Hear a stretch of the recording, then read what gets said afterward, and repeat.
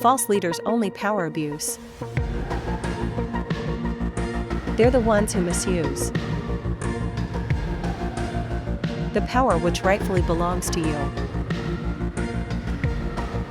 They are guilty of what they accuse.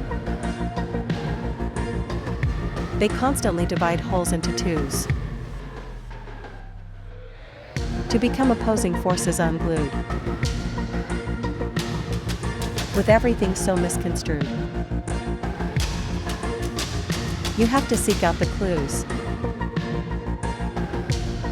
By heeding God's cues. For reassembling the whole is up to you.